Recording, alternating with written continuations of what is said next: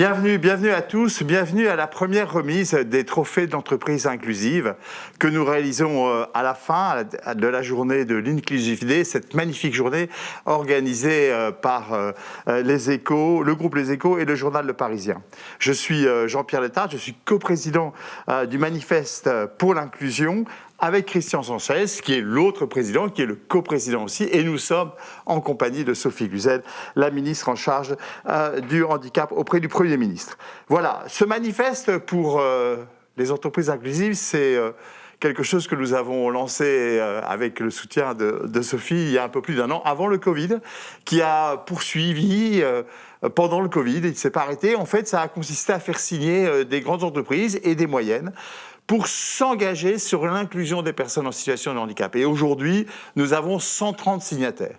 Et nous avons décidé de continuer parce que, au fond, c'est une formidable jeu collectif de partage d'expériences, de trouver des solutions pour contribuer à créer les conditions du travail durable pour les personnes en situation de handicap par l'économie, par les entreprises. Et c'est pour ça que nous nous sommes engagés avec Sophie, avec le soutien de Sophie et beaucoup d'autres, à développer ce manifeste et à rentrer dans le concret avec un certain nombre d'actions. Le trophée est une de ces actions, parmi les très nombreuses que nous menons avec Christian pour faire vivre ce manifeste. Au travers de ce trophée, en fait, on veut, ce qui est au fond l'essence même du manifeste, partager des cas concrets, partager des expériences, partager en fin de compte l'expertise qu'on peut acquérir pour que chacun puisse s'enrichir et développer dans son entreprise l'inclusion des personnes en situation de handicap. Alors, nous avons lancé ce trophée il y a un mois à peu près, je pense, Christian, un peu plus d'un mois. Ouais. Et alors là, surprise, vraiment une vraie surprise, Sophie, franchement, c'était une surprise tout à fait incroyable. 71 dossiers. En moins de 4 semaines, nous avons reçu 71 dossiers. Et tous exceptionnels, en fait, je crois le dire, avec plein, Christian nous en parlera tout à l'heure, avec plein d'innovations, plein d'actions justement en faveur du recrutement, de la formation, du coaching de ces personnes en situation de handicap. Et je dois dire que, au fond, si vous voulez, quelquefois on se dit, est-ce que les entreprises, effectivement, s'intéressent aux questions d'inclusion, qu'elles soient pour les personnes en situation de handicap ou pour d'autres situations? Eh ben moi, je trouve que c'est un exemple concret qui montre qu'en moins d'un mois, 71 dossiers ont été déposés. Et donc, nous avons réuni un jury pour décider de ces trophées. Je dois dire que le choix a été extrêmement difficile. Christian, tu nous en parleras tout à l'heure. Donc, nous devions en retenir 5 qui étaient un peu plus, mais pas beaucoup plus quand même, parce que tous étaient très bons, inventifs, innovants, ayant de l'impact aussi. On a vraiment cherché des dossiers qui ont un réel impact sur l'emploi et qui peuvent être dupliqués et s'étendre à d'autres situations. Voilà, donc le jury qui a sélectionné ces 5 projets était composé de Servane Chauvel, déléguée générale de l'Arpège, Rachel Gompin, directrice du développement social et diversité d'Engie, Christian Coquart, qui est le responsable RSE handicap de Dentsu, Alice de Vénéras, qui est directrice générale des Échos et du Parisien, Hugues Defoy, directeur du pôle métier AGFIP, Marc Dujardin, directeur de la FIP, comme ça qu'on dit, oui, FIP, voilà, Charles Gardou, anthropologue, auteur de la société inclusive, parlons-en, il n'y a pas de vie minuscule. Cyril Gassot, président de l'UNEA, Patrice Emel, directeur politique et stratégie RH chez Total, Olivier Théophile, directeur RSE de l'LVMH, et Johan Titran, directeur diversité et inclusion de ADECO Group. Voilà, le jury, 71 dossiers, 5 ont été sélectionnés. Alors, Christian, comment ça s'est passé ? C'était difficile, parce que le trophée de l'entreprise inclusive, il a vocation à valoriser, à mettre en avant les expériences des entreprises pour les partager avec toute la communauté. Et de démontrer aussi que les entreprises peuvent faire preuve d'autant de dynamisme dans leur gestion quotidienne, dans leur développement, dans leur commerce, que dans l'inclusion sociale. Et donc, on a été effectivement surpris de toutes ces initiatives qui allait, comme tu le disais, un petit peu de la formation au recrutement, à l'accompagnement, au maintien dans l'emploi. Et on a été amené donc à privilégier un certain nombre de critères. Est-ce qu'on avait vraiment mobilisé? Est-ce qu'on s'était associé avec d'autres? Est-ce que c'était innovant? Et puis, est-ce que c'était porteur d'emploi? Parce que c'était quand même ça, notre objectif. Alors, ce trophée, il y a eu en fait 5 trophées. D'abord, c'est un objet qui va être remis tout à l'heure au lauréat, qui a été réalisé par les ateliers du Rouergue. C'est un très bel objet. Et il y avait 5 trophées. Le trophée de l'inclusion des jeunes, le trophée de l'innovation en matière de recrutement, le trophée de maintien dans l'emploi, le trophée de la collaboration innovante avec le secteur adapté et protégé, et puis, comme tous les jurys, le trophée coup de cœur du jury. Voilà. Alors, nous souhaitions valoriser les initiatives originales pour mieux les partager. Nous sommes convaincus que chaque diversité constitue une richesse, que chaque personnalité apporte un concours précieux, que chaque individualité est indispensable à la réussite collective. Ça a été notre objectif. Merci Christian. Donc maintenant, vous savez un peu plus sur le manifeste pour l'inclusion, vous en savez un peu plus sur ces trophées que nous allons remettre ce soir. Et alors, je vais maintenant passer la parole à Sophie Cluzel, que chacun connaît, hein, ministre, secrétaire d'État auprès du Premier ministre en charge des personnes en situation de handicap. Sophie, cette aventure du manifeste des trophées, vous avez été aussi à l'origine, hein, parce qu'on a démarré ça ensemble. Alors, Sophie, quelles sont vos premières impressions par rapport au parcours fait, et qu'est-ce que vous diriez aujourd'hui sur la situation, en fin de compte, de l'inclusion des personnes en situation de handicap? D'abord, cher Christian, cher Jean-Pierre, vraiment très heureuse d'être là et de voir que le manifeste, il vole de ses propres ailes. On était là en décembre 2019 pour cette formidable photo d'engagement de tous ces grands chefs d'entreprise et de PME également, et voir que ce trophée, ce manifeste inclusion, il a sa propre vie. Il est en train de travailler sur des objets très concrets, et surtout, c'est que les entreprises se parlent entre elles, transmettent les bonnes pratiques, donner envie à ceux qui sont encore un peu éloignés de cette RH inclusive, de cette entreprise inclusive, d'y aller, à travers ces 10 engagements si concrets, 10 engagements dans cette charte que vous avez fait vivre. Et franchement, merci beaucoup à tous les deux, parce que vous avez porté ce manifeste dans ce dialogue dans l'entreprise, dans un vrai dialogue social en fait, parce que ça embarque un collectif d'entreprises et on sait que c'est si important. Alors peut-être 2 enseignements. D'abord, vous dire que je pense que notre slogan, c'est que la performance sociale, elle emmène la performance économique et que maintenant, c'est ça que les entreprises recherchent. Une RSE qui donne de la chair vraiment à ces actions d'entreprise, qui permettent aussi de transformer le management au sein de l'entreprise. Quand on fait de l'individualisation de son management pour les personnes qui en ont le plus besoin, forcément, ça travaille pour le bien commun pour tous. Donc quand on est là à oser l'emploi en situation de handicap, nul n'est inemployable, et qu'on passe à l'action vraiment en même temps sur l'emploi direct, mais pas que, sur le continuer les achats inclusifs, faire vivre aussi tout cet écosystème si important et si riche en France. On a la chance d'avoir cette palette de solutions pour faire vraiment du manifeste inclusion une vraie dynamique d'entreprise inclusive. Je suis extrêmement heureuse. Et puis vous dire aussi que peut-être ces employeurs qui ont répondu 70, c'est colossal. Ça veut bien dire qu'on voit l'importance de valoriser la politique qu'on met en avant. Et ça, c'est très important. On travaille ensemble pour, vous savez bien mon mantra, on ne progresse que sur ce qui se mesure, et donner à voir qu'une entreprise est inclusive au grand public, que ce soit aux collaborateurs qui viennent frapper à la porte, mais qui est sûr que justement, parce que cette entreprise fait partie du manifeste inclusion, qu'elle va communiquer sur ce qu'elle fait, là, oui, je peux aussi dire que je suis en situation de handicap, de façon libérée, pour être en performance, parce qu'on va mettre l'environnement adapté à mes besoins. Ça, c'est très important. On a une politique avec un quota en France de 6%. On a progressé de 3,5%, on est à 3,8% maintenant, 4 ans après le début du quinquennat. Donc il était important de pouvoir le dire que ça fonctionne quand on donne envie. Passer de la contrainte à l'envie, je pense que ça c'est très important. Et c'est ça qui m'intéresse dans la dynamique que vous avez lancée avec ce manifeste inclusion, c'est que ces échanges de bonnes pratiques, elles permettent d'aller plus vite, d'être beaucoup plus performants sur les objectifs à atteindre. Et moi, je vois des entreprises qui dépassent les 6%. Il faudra qu'on y travaille aussi à l'incitatif d'aller au-delà de ce quota, mais surtout de pouvoir échanger. Alors échanger aussi pour en faire un vrai sourcing, parce qu'on me dit souvent, les employeurs me disent souvent, comment faire pour pouvoir trouver des personnes en situation de handicap. C'est pour ça que le trophée du recrutement est très intéressant. C'est que justement, on passe une commande différente à tous les recruteurs pour leur dire « faites-moi du sourcing inclusif ». Et là, on va changer la donne et on va rapprocher l'offre et l'emploi au sein des entreprises.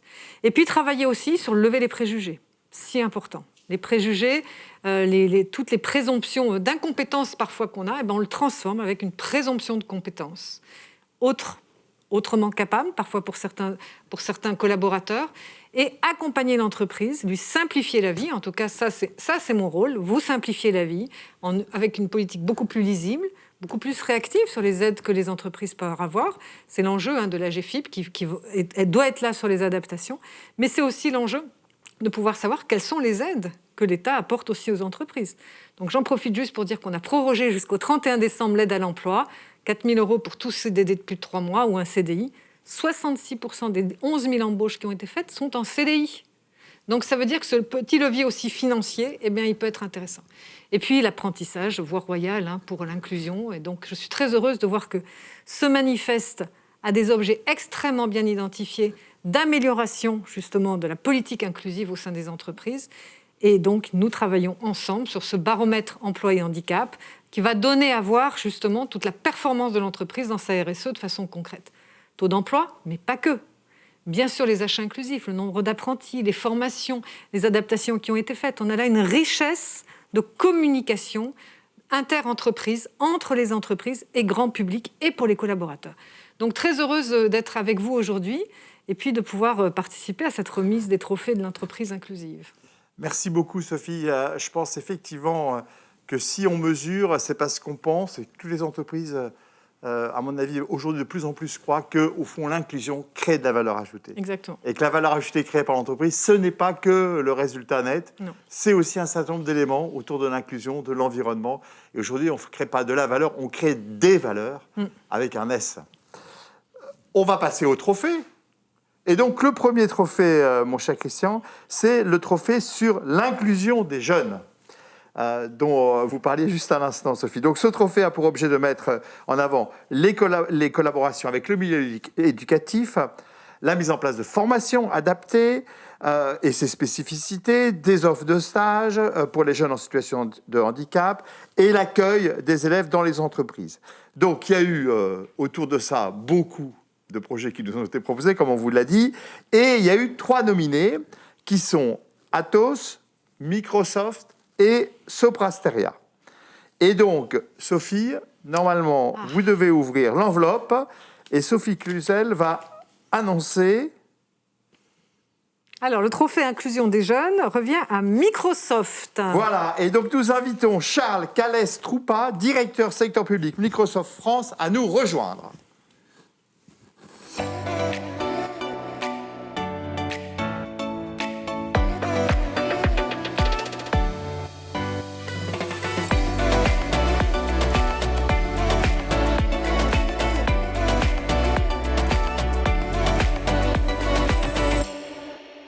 Bonjour Charles, Christian, à toi. Alors, d'abord, il faut dire que tous les nominés étaient très bons, donc une mention spéciale à Soprasteria, mais c'est Microsoft qui emporte le trophée. Alors, Microsoft avec une très très belle initiative qui s'appelle l'école IA, Intelligence Atypique. Alors, Microsoft, dans le cadre de sa collaboration avec Simplon, a décidé de créer une filière spécifique pour accueillir des personnes avec autisme. Alors, c'est un projet unique qui a été mis en place, c'est proposer une formation en alternance, totalement adaptée dans le secteur de l'intelligence artificielle et de la data science, un secteur dont vous estimez qu'il est à mesure de créer 7500 emplois d'ici 2023. Alors, cette session, elle a démarré en 2020 par 7 mois de formation et s'est poursuivie par 1 an d'apprentissage dans de grandes entreprises. Et sur la quinzaine de candidats recrutés au départ, 12 élèves ont déjà pu aujourd'hui intégrer le marché de l'emploi. Et la particularité aussi de votre initiative, c'est que vous avez associé beaucoup de partenaires, c'est un travail collectif. Pendant 7 mois, donc 12 personnes aspergées ont suivi des formations développeuses dans l'intelligence artificielle, dans un environnement adapté. Microsoft fournit le porteur du projet, il fournit le soutien financier et logistique. Simplon a mis à sa disposition une équipe spécialisée de la pédagogie active. Compétences à renforcer l'expertise de Simplon sur les spécificités des personnes atteintes de troubles du spectre de l'autisme, à accompagner les apprenants et les apprenantes quotidiennement pour toutes les difficultés qu'elles pouvaient rencontrer. Et en complément, vous avez sollicité la société Actimage pour créer des simulations d'entretien de recrutement afin de permettre aux élèves d'aller jusqu'au bout et de pouvoir se présenter. Donc c'est un petit peu le tout, bien sûr, avec le soutien de Pôle emploi. Donc cette action, elle est remarquable parce qu'elle est sur un secteur moderne, de pointe. Vous y avez mis les moyens et vous avez associé tous les partenaires. Sophie, vous avez une question Oui, moi je voulais savoir d'abord qu'est-ce qui vous avait motivé à aller sur ce public et puis surtout comment vous aviez un peu sourcé ces candidats, où vous aviez été les chercher. Puis j'ai une petite dernière question, c'est comment ils sont bien accompagnés dans l'emploi maintenant et que vous les suivez. Voilà. D'abord, je veux dire qu'au nom de Microsoft, nous sommes très heureux, très honorés de ce prix et nous vous en remercions. Par rapport au sourcing, donc en fait, on a procédé selon trois pistes. La première, ce sont les réseaux sociaux, avec LinkedIn en particulier. La deuxième, ce sont des collaborateurs de Microsoft qui ont coopté. Et puis, la troisième piste, vous parliez de travailler avec nos partenaires. Et bien, en fait, ce sont nos partenaires qui nous ont amené des candidats. Donc, des candidats, nous en avons eu au nombre de 30 qui ont suivi un cursus donc de sélection avec 2 demi-journées sur 2 thèmes. Un thème plutôt sur les aspects techniques et un thème plutôt sur les aspects humains. Alors, en effet, Simplon et Microsoft se sont plutôt axés sur les aspects techniques et notre partenaire compétence sur les aspects humains. Sur les aspects techniques, on recherche un premier niveau de compétence en mathématiques, une première expérience, c'est pas la peine d'être expert, mais une première expérience sur l'utilisation de langage de programmation. Et puis sur les aspects humains, on est davantage dans comprendre la motivation, vérifier que le candidat ou la candidate aura les capacités d'honorer ses engagements, d'assiduité, donc de suivre le parcours. Voilà, et donc en 2 demi-journées, on a pu sélectionner effectivement ce nombre d'apprenants. Alors après, quels sont les apports, quelles sont les motivations? Pourquoi est-ce qu'une entreprise comme Microsoft ou d'autres peuvent être intéressées à ce type d'initiative? Il y a différentes natures. Le premier élément, c'est le recrutement. En fait, quand vous travaillez comme ça avec des écoles de ce type-là, vous allez faire venir des profils atypiques qui vont arriver. D'ailleurs, on a une expérience aux États-Unis dans le monde numérique très très favorable, avec des intelligences atypiques qui viennent avec, par exemple, des idées nouvelles, une façon différente de voir les choses, ce qui est très favorable, par exemple, pour l'innovation. Deuxième élément, c'est l'évaluation, c'est la capacité de partager avec l'écosystème ce retour d'expérience. C'est très intéressant. D'ailleurs, on a produit un livre blanc avec Simplon pour partager les enseignements de cette initiative. Et puis, dernier élément, donc, c'est changer un petit peu la relation avec notre écosystème de partenaires. Et effectivement, là, on n'est pas dans une relation commerciale, on a ensemble un impact positif sur la société.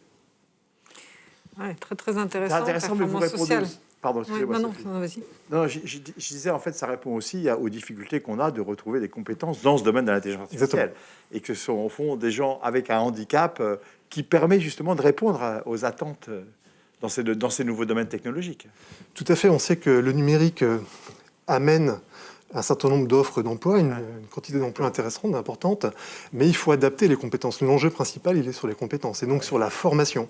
Et ce que l'on voit, c'est que, on arrive avec des profils. Encore une fois, il n'y a pas besoin d'être docteur, Bac+7 pour accéder à ce type de métier, pour utiliser des algorithmes d'intelligence artificielle et développer des applications. On peut avoir différents types de profils qui correspondent et qui réussissent. Et donc Microsoft, par là, a créé de la valeur aussi, a créé la valeur. La valeur sociétale. Exactement. Et l'impact sur vos collaborateurs? Je voulais aussi avoir votre opinion là-dessus. J'imagine qu'ils ont été tutorés, ces jeunes. Alors, l'impact sur les collaborateurs, je dirais 2 niveaux. Premier niveau, effectivement, il y a eu un système de coaching, de mentoring entre des collaborateurs Microsoft et des apprenants. Et on le sait, en fait, le coach apprend autant que la personne qui est coachée. Et donc, ça a été extrêmement riche d'apprentissage pour les collaborateurs de Microsoft qui ont coaché des apprenants. Ça, c'est le premier point. Deuxième point, en termes de communication, en termes de sensibilisation, ça nous a permis d'expliquer à l'ensemble des collaborateurs, même ceux qui n'étaient pas directement impliqués sous la forme de coaching, ce que on est en train de faire et les bénéfices que l'on en tirait. Et effectivement, c'est très intéressant parce qu'on voit que moi, j'ai beaucoup de membres de mon équipe qui demandent comment ils peuvent aider, qui cherchent à avoir un rôle, parce qu'on sait bien que, et je pense qu'en plus les derniers mois, avec ce qu'on est en train de vivre, ont exacerbé ce besoin de sens. On va au travail aussi pour avoir un impact sur la société. Et donc, on répond quelque part à ce besoin de sens. Exactement. Merci beaucoup. Merci beaucoup, Charles Calestropa. Oui. Merci beaucoup pour cet engagement. On a besoin. Et ça, c'est duplicable. Il faut le dire aux autres entreprises, c'est duplicable. Surtout si vous donnez les clés d'entrée et le livre blanc, je pense qu'il faut qu'on le fasse circuler. Exactement, on peut le diffuser. En tout cas, bravo. Merci beaucoup. Merci beaucoup Charles Calestropa. Merci beaucoup Sophie Cluzel. Merci pour tout. Et on va continuer, Sophie, on va continuer. Mais bien sûr, je sais. Merci. Merci à tous les deux. Au revoir. Bien, nous allons passer maintenant à une séquence où nous invitons un parrain. Et je veux dire que j'ai eu l'occasion d'échanger avec lui il y a quelques jours et je trouve ce parrain tout à fait exceptionnel et aussi plein d'enseignements. Donc j'appelle à nous rejoindre Cyril Moret.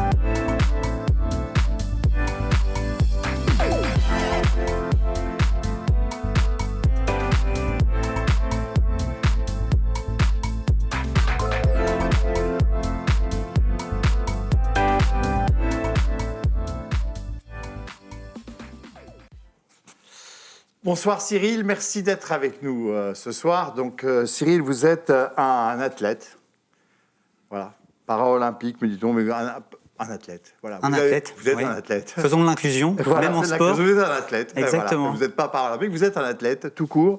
Vous avez eu plusieurs médailles d'or en escrime, vous avez participé aux Jeux Olympiques d'hiver en ski alpin, donc vous avez fait de l'escrime, du ski alpin, donc on voit la diversité de vos qualités sportives. Et aujourd'hui, vous êtes responsable des partenariats sportifs chez Enedis. Voilà, vous êtes donc une incroyable carrière sportive et vous portez haut, au fond, le thème de l'inclusion chez Enedis, mais aussi à l'extérieur d'Enedis, dans le monde sportif, mais aussi dans le monde de l'entreprise. Alors, on a eu l'occasion d'échanger en visio il y a quelques jours. Et on a eu un excellent échange, en fin de compte, sur la question de l'inclusion. Et je voudrais vous entendre, justement, que vous puissiez dire à ceux qui nous écoutent comment vous comprenez, comment vous vivez et quels conseils vous pouvez dire, en fait, pour avoir la bonne vision de l'inclusion. Alors, je ne sais pas si c'est... Merci pour cette présentation qui me met la pression. Je ne sais pas si c'est la bonne vision de l'inclusion, mais en tout cas, c'est celle que je vis depuis quasiment 30 ans, depuis que j'ai eu mon accident et que je suis une personne handicapée, une personne qui n'est pas au même niveau que les autres et finalement au quotidien qui demande à être écoutée, à vivre pleinement dans une société qui est quand même une société moderne, de vivre normalement comme les autres. Donc c'est quelque chose qui est presque devenu un combat obligatoire que j'ai eu à porter. Et aujourd'hui, moi, ce que je veux dire, c'est que l'inclusion, on a peut-être encore plus senti son besoin, et même si on n'est pas concerné par le handicap, le confinement, finalement, a appris au monde entier et à ceux qui l'ont respecté ce que vivent les personnes handicapées au quotidien. D'une façon ou d'une autre, quand on est handicapé, on est confiné. On est confiné dans sa chambre d'hôpital pendant la rééducation. On est confiné par le langage quand on est sourd et muet. On est confiné parce qu'on ne peut pas forcément faire la même chose que les autres. Et donc, je pense que tout un chacun a pu percevoir cette douleur sourde qui est celle de l'enfermement, du confinement et finalement, quelque part, de l'exclusion aussi. Et donc, moi, j'ai envie de dire, voilà, on est dans une société moderne, on a des centaines d'années d'antériorité. On se prétend tous faire partie d'une civilisation qui a avancé. Et pour autant, il y a encore des combats qui restent à mener et des combats qui sont simplement de dire où est l'égalité, où est l'équité, où est l'inclusion. Il y a encore besoin de faire beaucoup. Et donc un de mes sujets, c'est le langage, parce que pour moi, c'est la première chose, le langage corporel, le langage verbal, qui fait de l'inclusion ou de l'exclusion. Et notamment dans l'entreprise, on a peut-être encore plus souvent, même si on fait des efforts dans l'inclusion, et les entreprises qui ont participé, les 70, là c'est super, mais même dans le langage de l'entreprise, de ces entreprises qui ont participé, eh bien, il y a une forme d'exclusion qui se joue au quotidien, peut-être même sans s'en rendre compte. Le langage est tellement compliqué, je veux dire, il y a le langage métier, le langage des organisations. Symboles, les abréviations. Les abréviations, le langage des réseaux. Et moi, mon petit sujet, c'est le franglais. On met tous des mots, des slides, des brainstorming et compagnie. Ok, super, mais est-ce que c'est pas juste pour être à la mode? Et finalement, est-ce que ça vient pas rajouter des couches qui finalement ne servent pas toutes? Et en tout cas, à mon sens, ce qui se passe, c'est qu'elles créent une fracture. Et si je regarde au prisme du sujet de l'inclusion, est-ce que ce langage-là ne crée pas la fracture entre ceux qui ont un boulot et ceux qui n'en ont pas? Et ceux qui ont un boulot, alors, ils sont entre eux, on est entre nous, là, et on se plaît à utiliser un langage qui n'est qu'à nous, et on le garde même chez soi, même avec ses amis, mais c'est finalement pas hyper inclusif pour ceux qui n'en ont pas. Et je trouve que si j'avais un truc à dire, c'est oui, faisons un effort dans le langage. Quand c'est pas nécessaire, ne mettons pas ces couches, le franglais en premier, parce que celui-là, on peut vraiment l'effacer très, très rapidement, mais pensons à ne pas rajouter des couches et à être en proximité, même dans le langage. Et d'ailleurs, j'ai parlé peut-être un peu vite et je ne suis pas sûr que ce soit très adapté, mais le sujet me tient à cœur. Non, mais en fait, après l'échange téléphonique qu'on a eu, je me suis dit, en fin de compte, on a beaucoup de comportements exclusifs au quotidien. Et je me disais, au fond, un exercice qu'on pourrait faire, c'est de se dire, au fond, dans ma journée, essayons de réfléchir à tous les comportements, les petits comportements exclusifs que j'ai pu mener dans ma vie au travail et que je pourrais très facilement changer pour devenir inclusif. En tout cas, moi, ce que j'aurais envie de dire, c'est l'inclusion, c'est un sport au quotidien, de tous les jours, voilà. Et ça peut commencer par le langage. C'est un sport tout court, c'est pas un sport paralympique, c'est un sport pour tout le monde. Exactement. Je voulais signaler, Christian, une initiative d'Orange, oui, qui justement, sur le langage, a fait un dictionnaire. Tu peux en dire un petit mot, parce que tu as vu le dossier sur Orange qui a présenté ça. C'est un dictionnaire qui s'appelle Sign and Works. Hein, c'est ça, d'anglais, voilà. Je signe au travail, voilà. Je me permets de faire le traducteur, j'ai l'habitude. Et qui offre effectivement la possibilité de traduire et de référencer les termes spécifiques aux métiers dans une entreprise, d'échanger sur les signes et de les partager entre les collègues, c'est-à-dire parler de manière inclusive. Voilà. Une initiative très originale d'Orange. Ok, merci Christian. Moi, je dis bravo et merci. Alors, on va passer maintenant à la remise des autres trophées. Cyril, vous restez avec nous pour poser des questions, commenter ces différents trophées. Et on va passer donc maintenant à la remise du trophée Innovation en matière de recrutement. Et nous allons tout de suite... donc les nominés, pardon, excusez-moi, j'y arrive. Donc, vous imaginez bien que ce trophée met en lumière l'installation de processus inclusifs sur le recours aux nouvelles formes d'emploi, les méthodes de recrutement. Et donc, les nominés sont la banque privée BPE, Capgemini, Clésia, L'Oréal, Leader Intérim, Numériquea et Recycléa. Et, mon cher Christian, non, c'est Cyril, pardon, excusez-moi, c'est Cyril qui ouvre l'enveloppe. Et donc, le nom de lauréat, Cyril ? Alors, pour le trophée de l'innovation en matière de recrutement, le vainqueur est Recycléa. Et donc, nous invitons Sébastien Reynaud, directeur Recycléa, à nous rejoindre.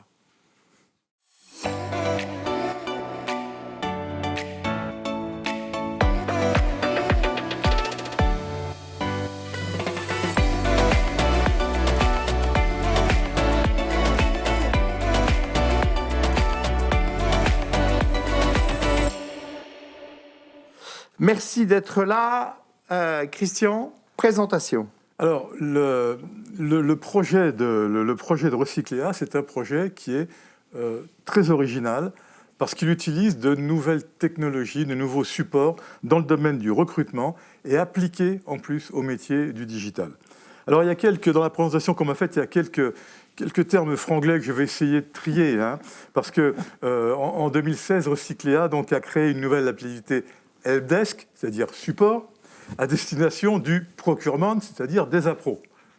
C'est mieux comme ça, franchement. On est d'accord. Je suis désolé de vous mettre un caillou dans votre chaussure à tous, mais en vrai, quand on se parle français, on se comprend. Voilà. Donc, en 2018, Recycléa a expérimenté un nouveau dispositif qui sont les CDD tremplins pour développer cette activité. Sur les métiers du digital, vous rencontriez bien sûr des problèmes de sourcing des personnes en situation de handicap avec les compétences requises et vous avez décidé, avec différents supports, l'OPCO, Pôle emploi, etc., de mettre en place des parcours de préparation opérationnelle à l'emploi. Et durant ce parcours de 3 mois sur la structure, les personnes suivent une formation de près de 400 heures autour de 7 grands thèmes. Vous en êtes, début 2020, déjà à votre 4e promotion de 16 apprenants, soit 64 personnes à ce jour. C'est partie des critères qui font qu'on dit là, dans des projets comme ça, on a des choses concrètes pour l'emploi. Et vous êtes passé de 7 collaborateurs en 2020 à 53 en avril 2021 sur cette activité-là. Voilà. Les innovations technologiques qui ont été mises en place autour de l'assistance informatique permettent aujourd'hui d'être 100% compatibles avec le modèle de l'entreprise adaptée. Et puis, je dirais aussi, parce que ça fait aussi partie de l'inclusion, vous avez une de vos collaboratrices, Mélissa Oliveira, qui opère sur une partie, sur la partie Altimancea, qui a reçu aussi le trophée de femme en entreprise adaptée cette année dans la catégorie informatique et services numériques. Donc c'est à la fois ces outils innovants dans un secteur innovant qui méritaient que vous soyez particulièrement distingués. Bravo à vous, Cyril. Une question pour notre ami. Oui, tout à fait. On a entendu parler de CDD tremplin et moi j'aimerais bien savoir ce qu'il y a derrière et en quoi ça aide à faire avancer le projet. Les CDD tremplins, ça a été introduit en 2018 par la loi Liberté de choisir son avenir professionnel dans la réforme des entreprises adaptées. Ça nous a permis, c'est un nouveau mode de contractualisation qui veut vraiment créer la notion de tremplin, en même temps ça porte bien son nom, pour des personnes en situation de handicap, de les faire passer sur l'entreprise adaptée. Donc nous, on est des entreprises qui emploient majoritairement des personnes en situation de handicap dans le milieu, on va dire, classique de l'emploi. Donc on a cette volonté d'accompagnement du collaborateur tout au long de son parcours. Et surtout, pour nous, entreprises adaptées, ça nous a permis d'adresser un autre public en situation de handicap. En fait, on a fait sauter les verrous et on a pu adresser un public beaucoup plus large. Les personnes qu'on retrouvait en entreprise adaptée avant étaient des personnes qui étaient vraiment tenues très à l'écart de l'emploi. Et là, on va pouvoir adresser les gens qui se retrouvent en situation de handicap, mais dès l'apparition du handicap ou dès l'accident. Donc du coup, les laisser dans cette dynamique d'emploi et pas avoir toute cette période, vous le disiez tout à l'heure, j'écoutais d'exclusion, en fait, où on se retrouve un peu seul. L'idée, c'est de pouvoir être inclusif dès le départ.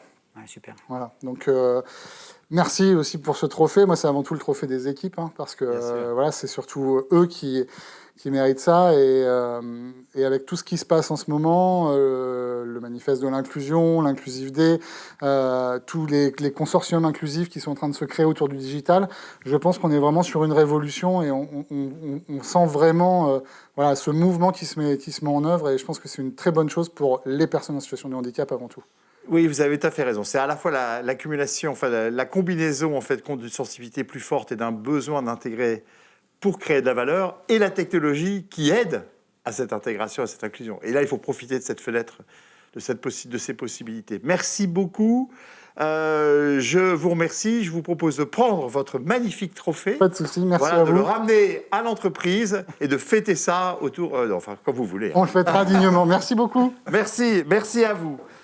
Nous allons maintenant passer au trophée du maintien dans l'emploi, parce qu'il ne suffit pas uniquement de recruter, il faut aussi intégrer et maintenir dans l'emploi les personnes en situation de handicap par un ensemble de process, de mesures, de dispositions innovantes dans nos organisations d'entreprise.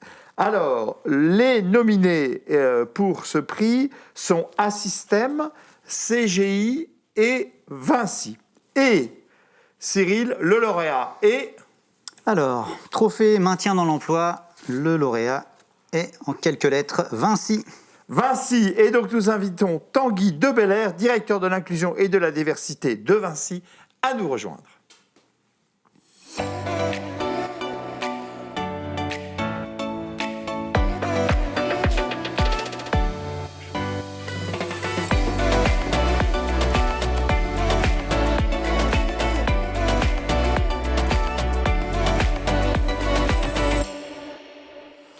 Bonsoir Tanguy de Belair. Donc Christian. Alors, le jury qui était confronté à des projets particulièrement intéressants a voulu attribuer non seulement le trophée à Vinci, mais aussi une mention particulière à CGI qui a mené une très très belle opération parce que, et c'est rare, elle mobilisait des lycéens et des collégiens dans son projet et on ne fait pas suffisamment appel à la jeunesse dans ces projets souvent. Mais l'initiative Vinci, c'est le projet Tragéo.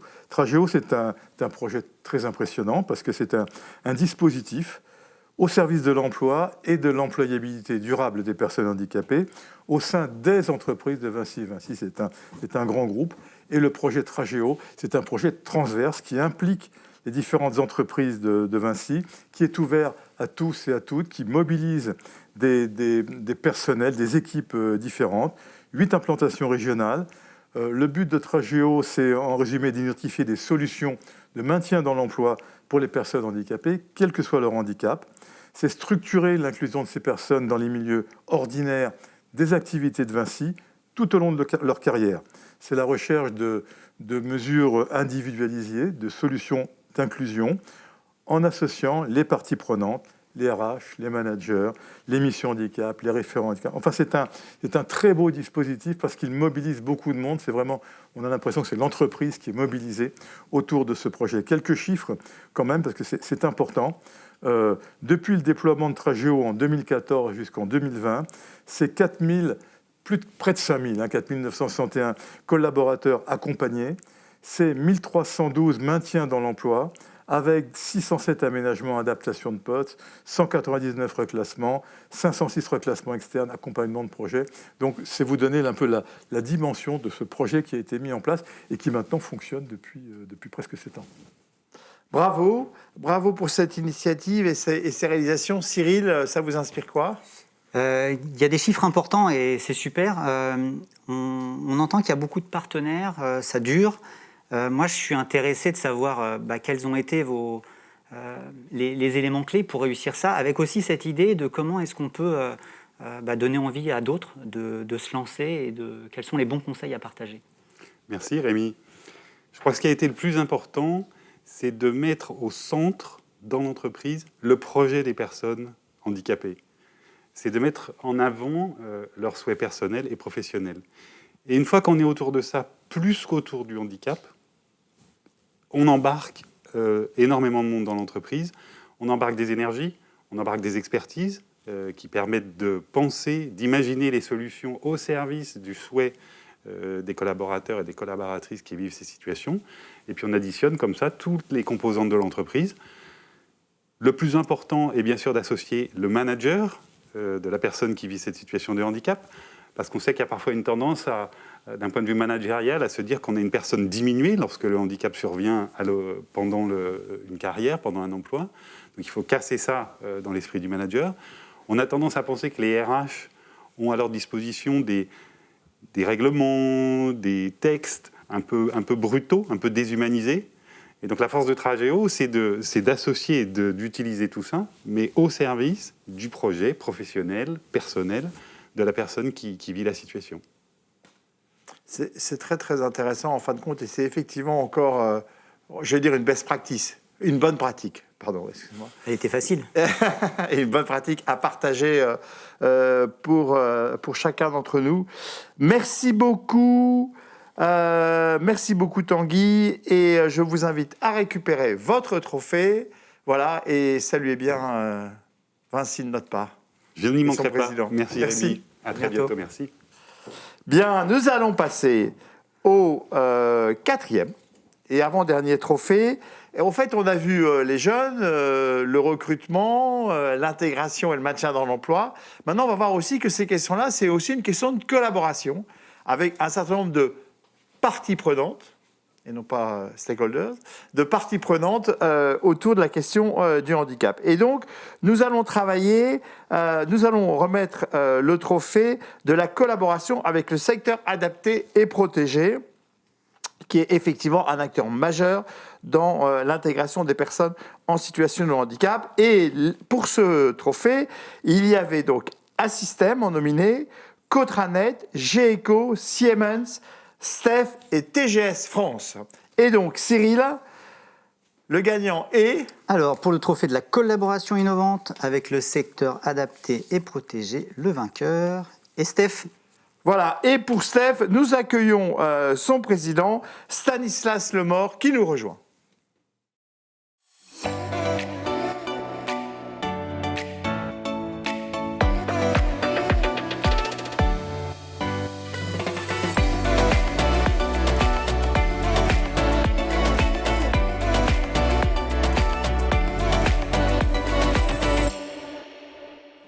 Ok, merci Stanislas Lemort d'être avec nous. Donc Christian, la présentation des raisons de ce trophée.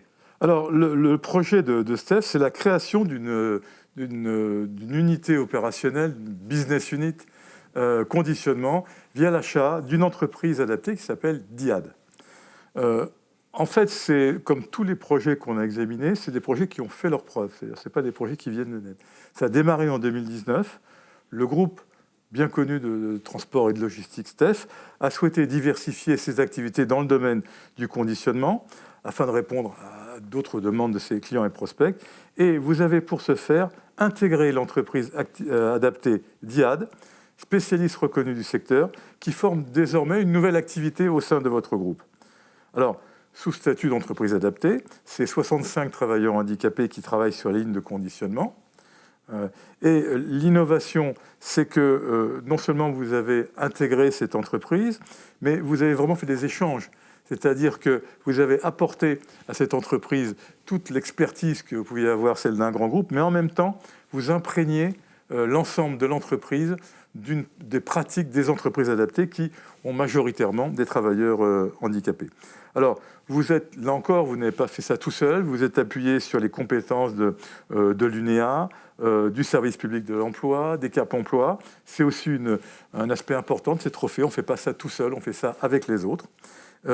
Et vous souhaitez maintenant dupliquer cette expérience en interne, continuer à faire cohabiter handicap et compétitivité dans vos propres organisations. Cyril, question à notre ami Stanislas. Et ouais, on voit que Stef sait voir où est la valeur. Et je le dis à plus d'un titre parce que Stef, en son temps, a su voir la valeur des skieurs handisport dont je faisais partie, en fait. C'est mon sponsor que j'accueille là. Et du coup, ça me fait très plaisir. Ton sponsor, ouais. J'ai porté les couleurs de Stef pendant longtemps et nous, ça nous plaisait forcément. Il y a un lien alors. Il y a un lien. Un petit peu, mais j'avoue que j'ai pas. Mais tu n'étais pas membre du jury, voilà, je tiens à le dire tout de suite. Donc, et on ne le savait pas, je le découvre. C'est en toute objectivité, et en tout cas, moi, j'ai envie de dire que c'est le petit plaisir en plus, mais sans doute que, comme le disait d'ailleurs mon entraîneur de ski, les choses viennent naturellement, il n'y a pas de hasard. Il me disait, si on gagne, c'est parce qu'avant, on a travaillé, même si parfois on peut en douter.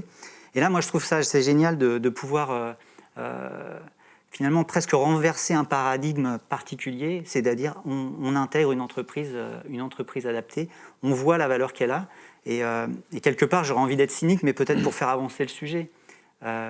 Comment ce schéma-là rentre dans le modèle économique aujourd'hui, et puis quelle est la vision qu'on peut lui donner à l'avenir? Alors, c'est vrai que vous l'avez très bien expliqué, mais effectivement, tout est parti d'un choix stratégique qui consistait, pour le groupe, à aller sur un nouveau métier qui est celui du conditionnement. Effectivement, le groupe Stef, c'est du transport et de la logistique sous température dirigée, et les clients nous demandaient de plus en plus d'aller sur ce métier du conditionnement. Et donc, fin 2019, on a fait le choix d'acquérir cette société DIAD, donc, qui est une société qui est basée dans le nord de la France, à côté de Douai, le nord que vous connaissez bien. Donc, une très belle PME de 130 collaborateurs, et qui était spécialisée sur les métiers du co-packing, avec deux piliers dans cette entreprise. Donc, cette spécialisation, cette connaissance des métiers du co-packing et du co-manufacturing, et puis à côté de ça, un projet social. Et ce projet social, c'était celui d'être une entreprise adaptée, c'est-à-dire un peu plus de 50%, 55% exactement, de travailleurs handicapés. Et cette société, ça faisait 20 ans qu'elle était dirigée par les mêmes dirigeants qui étaient aussi actionnaires de cette société. Et donc, il faut faire un petit peu un arrêt sur image. Il faut imaginer ce qui se passe dans une petite PME de 130 collaborateurs avec une gestion paternaliste qui est reprise par un grand groupe, Stef, coté en bourse, un peu plus de 3 milliards d'euros de chiffre d'affaires, plus de 19 000 collaborateurs. pouvez comprendre que naturellement, il y a un petit peu d'appréhension. Et on peut le comprendre. C'était fin 2019, on est aujourd'hui 18 mois plus tard, tout s'est très bien passé. Alors pourquoi ? Tout simplement parce que déjà, dans un premier temps, ce qu'on a défini comme objectif dans l'intégration de cette société, c'était de dire il faut absolument qu'on puisse faire cohabiter dans notre organisation compétitivité et handicap. Et je dirais même compétitivité, handicap et innovation, parce que cette entreprise était très innovante dans ses métiers du co-packing et du co-manufacturing. Donc dès le départ, on a donné cet objectif d'intégrer cette société selon cet axe, cette cohabitation handicap et compétitivité et innovation. Ça, c'est le premier point. Deuxième point, vous savez que dans notre groupe, on a des valeurs humaines qui sont très très fortes. Qui vivent dans familiale aussi, qui a les valeurs familiales. C'est la famille des quatre. Mais on a effectivement des valeurs qui nous animent. C'est ce qui a fait qu'on a accompagné la Fédération paralympique de ski pendant un certain nombre d'années.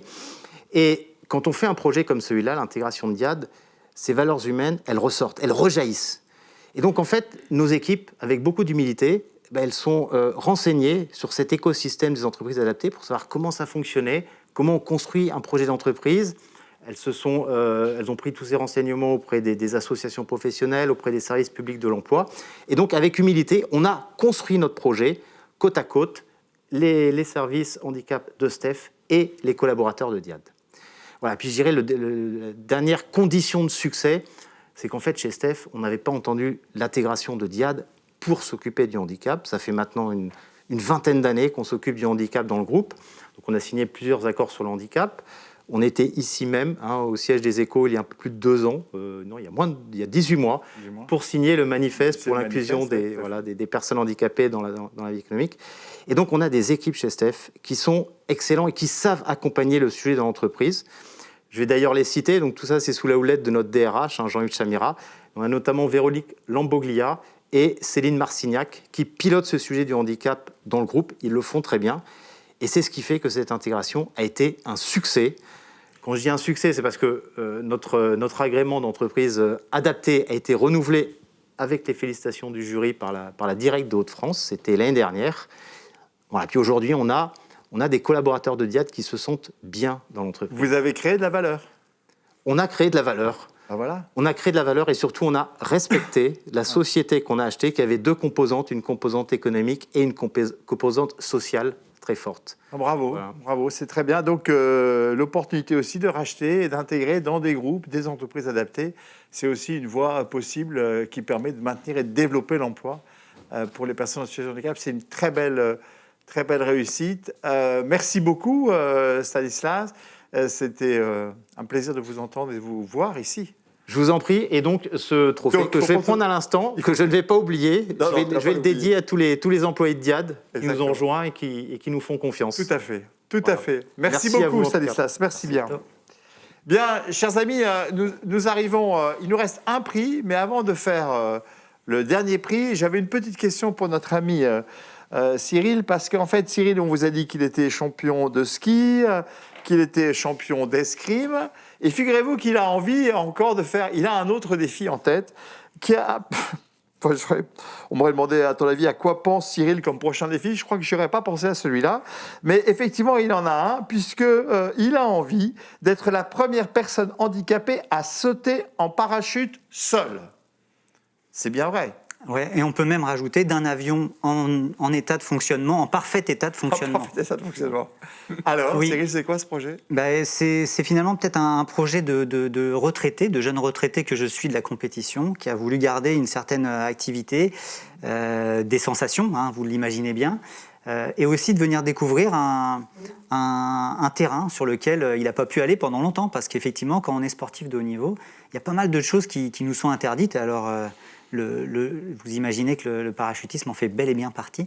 Donc quand j'ai pu être retraité du sport, c'était l'occasion de me jeter sur ce nouveau sport qui évolue beaucoup parce que la France est leader sur ce terrain-là. Les Français sont les meilleurs.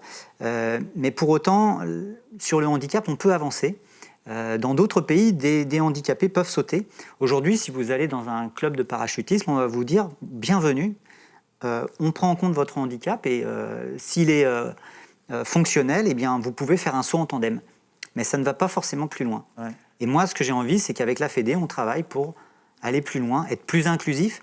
Et cette même personne qui viendra dans quelques temps, si elle a apprécié son saut en baptême, on pourra lui dire, en fonction de ton handicap, on peut même prévoir une formation pour que le protocole étant fait, tu puisses sauter seul ensuite. Et vous pensez le réaliser dans combien de temps à peu près ce saut ? C'est très difficile. La Covid nous met en difficulté. Ah oui.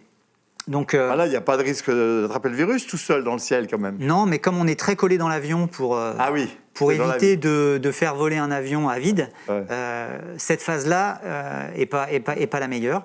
En revanche, moi j'ai trouvé une oreille très, très attentive auprès de cette fédération qui a déjà fait avancer les choses, notamment avec des sourds, avec des amputés, et qui développe tout un projet en soufflerie.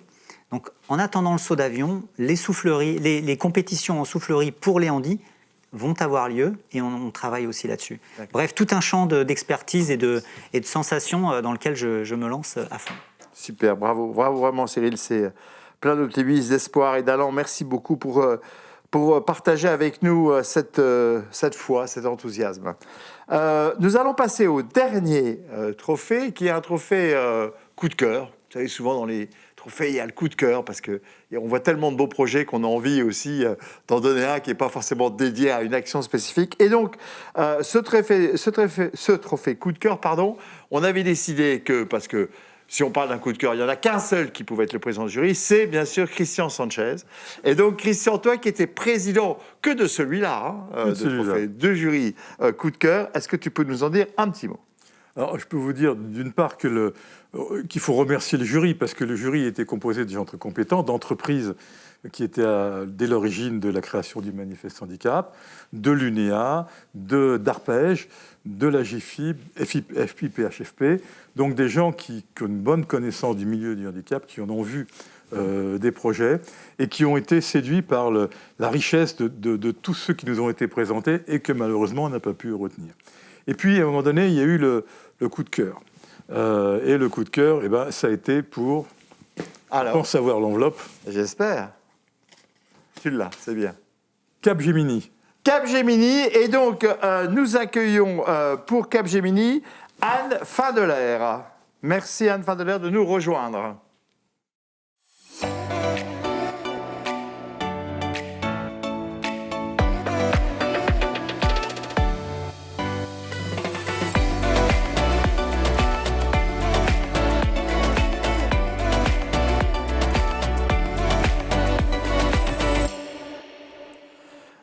Bonsoir Anne Findelaire, donc vous êtes directrice clause insertion sociale Capgemini. Voilà. Donc Christian, pourquoi c'est le coup de cœur Anne Findelaire et Capgemini ?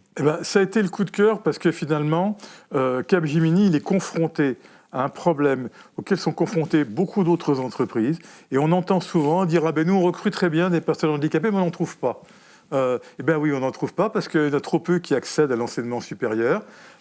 Quand on veut véritablement en recruter, on fait un peu comme fait Capgemini, c'est-à-dire on va les chercher, on les identifie, on les forme et on les embauche. C'est une action tellement simple, mais aussi tellement exemplaire qu'elle a séduit le jury. Alors pour être un peu plus précis, vous êtes confronté chez Capgemini à un trop faible nombre de candidatures de personnes en situation de handicap avec des niveaux de Bac plus 4, Bac plus 5. Et vous avez donc élaboré un cursus de formation spécifique en alternance pour faire converger le niveau de formation et de qualification avec les besoins de l'entreprise.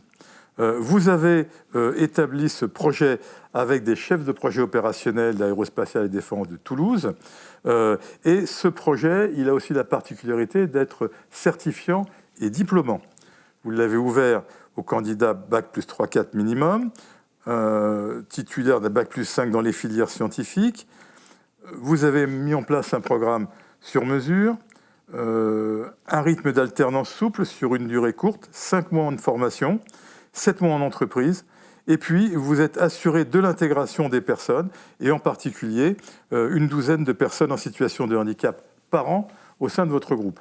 Alors c'est une expérience qui est concrète, qui est pérenne, puisque il y a eu déjà 9 éditions, la 10e, elle est en cours. Vous avez déjà formé 64 alternants avec 80 à 100% de réussite aux examens, 75% de recrutés, 85% de recrutés pérennisés. Donc c'est ça qu'a voulu saluer le jury en disant ça, c'est du solide. Bravo Anne. Et c'est réplicable. Merci. Alors une question pour Anne. Christian, qui pose la question? Christian, Cyril, ou les deux d'ailleurs? Je regarde Christian. Moi, il me reste encore des questions, même si on a beaucoup étudié le sujet. Beaucoup d'entreprises ont certainement envie de bâtir ce type de dispositif et de le soutenir dans la durée. Donc là, on aurait besoin de votre expérience, de votre conseil. Quels obstacles vous paraissent les plus difficiles à dépasser? Quel levier vous semble-t-il indispensable à franchir? Et quels conseils donneriez-vous aux entreprises pour se lancer dans de tels projets? Oui, alors tout d'abord, je voudrais dire que je suis très fière et très émue de recevoir ce prix Coup de cœur. Alors d'abord, c'est le fruit d'un travail collectif de l'équipe de la mission handicap, les chargés de mission handicap, les chargés de recrutement et d'intégration, mais également les opérationnels, qui sont très importants dans ce dispositif. Et évidemment, nos clients. Sans nos clients, on n'aurait pas de projet, donc c'est très important d'avoir tout ce processus et cet environnement. Alors effectivement, Capgemini mène une politique en faveur de l'inclusion des personnes handicapées depuis 1996, premier accord 2006. Alors à l'époque, c'est facile à retenir, en plus, en 2006, on avait 0,6% de taux d'emploi. Aujourd'hui, on est à 3,29%, ce qui est un beau résultat en regard, justement, comme vous l'avez dit, Christian, au regard de la difficulté qu'il y a en fait d'intégrer des personnes niveau Bac+5. Et c'est vrai que très vite, on s'est posé la question de la manière dont on pouvait faire corréler en fait le niveau de compétences et de diplôme, puisque je crois qu'il y a 80% des personnes en situation de handicap qui sont peut-être infra-bac. Oui. Donc comment faire corréler avec notre niveau requis dans les métiers de services numériques et de conseil, donc de prestations intellectuelles. Et on s'est dit, en fait, la solution, c'est la formation. Alors, on a monté ce programme de formation avec un partenaire extérieur, qui est un organisme de formation. C'est donc une formation en alternance qui dure 1 an. Alors, il y a de l'alternance, donc très vite, on les intègre au projet. Et je crois que le grand conseil que je peux donner, c'est de l'anticipation, en fait.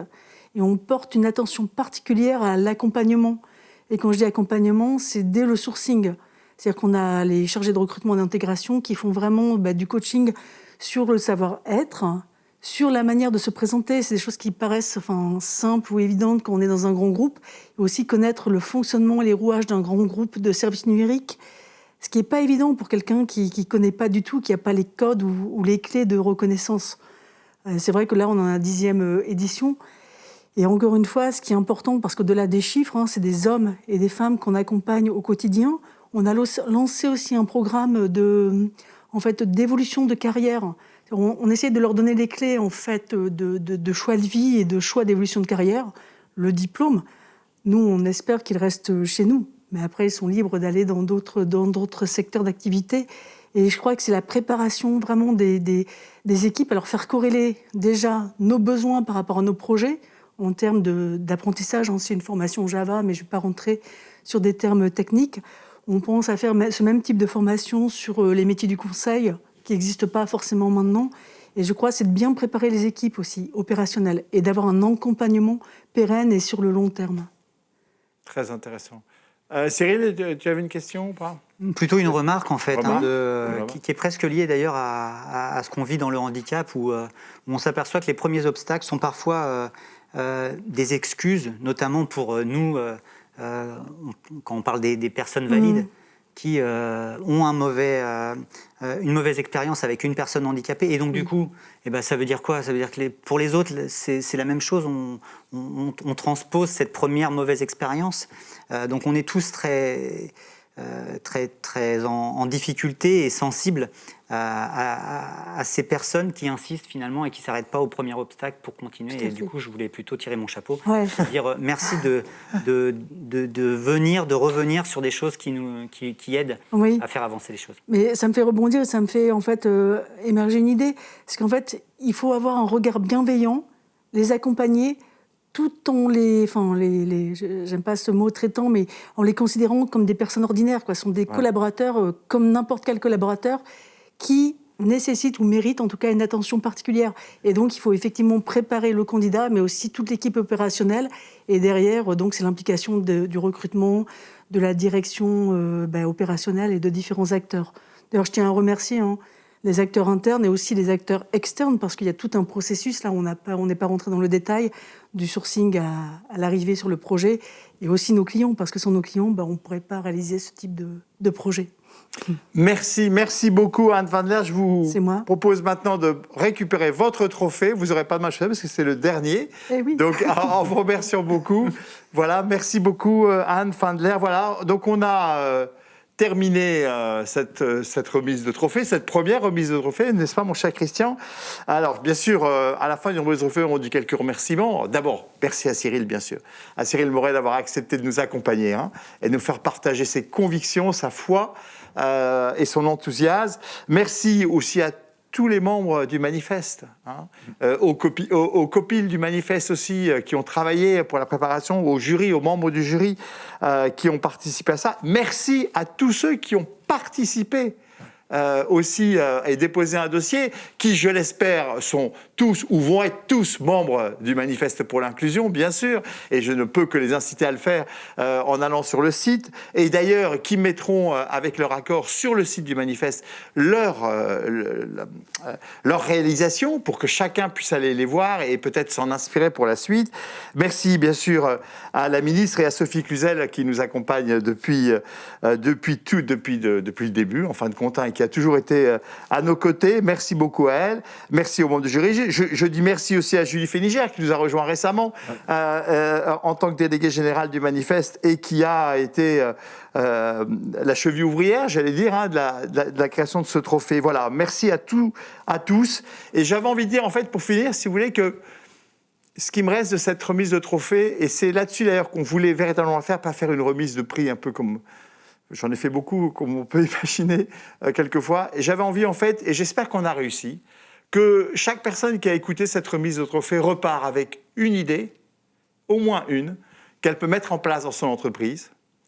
Et qu'elle d'ailleurs, et je le dis, je ne l'ai pas annoncé à ceux qui sont passés ici, mais tant pis, je leur dis, et je suis certain que tous ceux qui ont reçu le trophée sont prêts à leur répondre au téléphone pour avoir des explications. Et donc vous trouverez les numéros de téléphone des personnes concernées qui ont reçu ce trophée, et je suis sûr qu'elles seront prêtes à répondre à vos questions pour vous aider à mettre en place. Donc retenu une idée, et si je puis me permettre aussi, pas seulement qu'une idée, et aussi une belle émotion pour cette soirée. Merci à tous.